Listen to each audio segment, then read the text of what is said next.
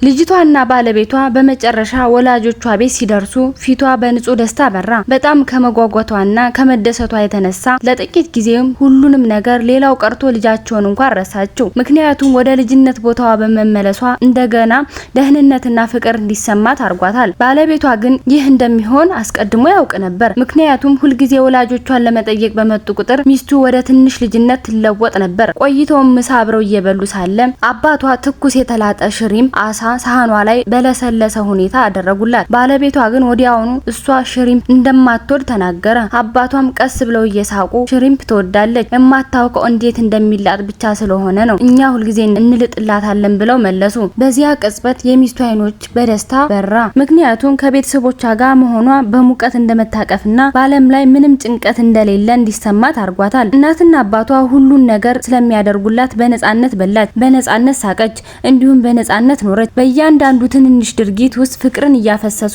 እንደ ትልቅና ኃላፊነት እንዳለባት ሴት ሳይሆን ምንም ያህል እድሜዋ ቢገፋም ሁልጊዜ እንደ ሕፃን ልጃቸውና እንደ ውድ ስጦታቸው ነበር የሚያዩት። ከዚያም ሊሄዱ ሲሉ ባለቤቷ በድምጹ ላይ ብስጭት እየታየበት ለአባቷ እንዲህ አላቸው፣ ለምንድነው ሁልጊዜ እንዲህ የምታቆላምጧት? እዚህ በመጣሽ ቁጥር ምንም ነገር እንድታደርግ አትፈቅዱላትም? አባቷን በለሰለሰ ሁኔታ እየሳቁ እንዲህ ብለው መለሱ፣ እኛ ልጃችንን ካላቆላመጥናት ታዲያ ማን ሊያቆላምጣት ነው? ባለቤቷ ተንፍሶ እኔም እኮ ለሷ አለሁላት አይደል እንዴ ሲል መለሰ። እኔም እኮ ለሷ አለሁላት አይደል እንዴ ሲል መለሰ። በዚያ ጊዜ የአባቷ ፈገግታ ቀስ በቀስ ጠፋ። አይኖቻቸው በስሜት ተሞሉ። በዝግታና በሚንቀጠቀጥ ድምጽ እንዲህ አሉ፣ ልጄ በእርሶ ቤት ለዘላለም ነው የምትኖረው። እዚያ በምትሆንበት ጊዜ እርሶም ሆኑ ቤተሰቦ እንዴት እንደምትይዟት አናውቅም። ስለዚህ ወደ ቤት ስትመጣ በምንችልበት ጊዜና ሁሉንም ነገር ለመስጠት በሙሉ ልብ ለመውደድና ለመጠበቅ የተቻለን ሁሉ እንጥራለን። ስለዚህ እነዚህ ቃላት እንደ ማዕበል ወጥተው ሰውየው መቱት። ምክንያቱም በድንገት ሁሉ ነገር ግልጽ ሆነለት። በሱ ቤት እናቱ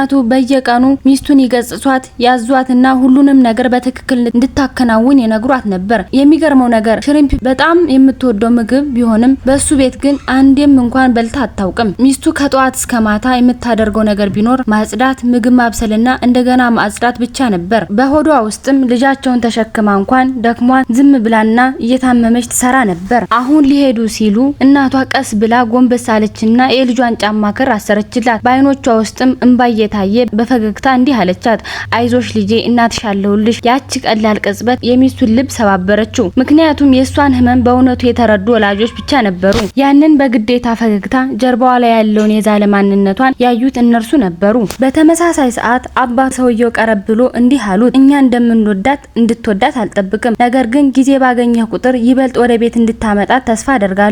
ወደ ቤት እየነዱ ሳለ አባቷ የተናገራቸው ቃላት በሙሉ ሰውየው አእምሮ ውስጥ ደጋግሞ ያስገመግሙ ነበር። በድንገት ፍጥነቱን ቀነሰና መኪናውን ወደ ኋላ አዞረው። ሚስቱን ግራ በመጋባት የኔ ፍቅር ወዴት እየሄድን ነው ስትል ጠየቀችው። ሰውየው በለሰለሰ ፈገግታ እንዲህ አላት፣ አንድ ነገር አሁን ተረዳው። የትውልድ መንደርሽ መልክዓ ምድር በእውነት ያምራል። ለጥቂት ጊዜ ረዘም ላለ ሰዓት ላየው እፈልጋለሁ። እሷም ወደሱ ተመልክታ በሹክሹክታ ከዚህ በፊት ብዙ ጊዜ አላየሁም እንዲህ አለችው። እሱም አይኑ በእንባ ተሞልቶ እንዲህ ሲል መለሰላት፣ ከዚህ በፊት የማየው በአይኖቼ ብቻ ነበር፣ አሁን ግን የማየው በልቤ ነው። በዚያሽ ቅጽበት ሚስቱ ስቅ ብላ ማልቀስ ጀመረች። ምክንያቱም በመጨረሻ ገባት። ወደ ቤቷ በጣም ወደ ናፈቃት ያ ንጹህ ፍቅር እየመለሳት ነበር። ወደ ወላጆቿ ቤት ከተመለሱ በኋላ ለተጨማሪ ጥቂት ሳምንታት እዚያ ቆዩ። በየቀኑ ሚስቱ አጥብቃ ታለቅስ ነበር። የምታለቅሰው ግን ከሀዘን የተነሳ ብቻ አልነበረም፣ ይልቁንም የፍቅር ኃይል ምን ያህል ጥልቅ እንደሆነ በመረዳቷ ነበር። የወላጆቿ ፍቅር እና በመጨረሻ እሷ መረዳት የተማረው የባለቤቷ ፍቅር በምንም የሚተካ የማይቻል ፍቅር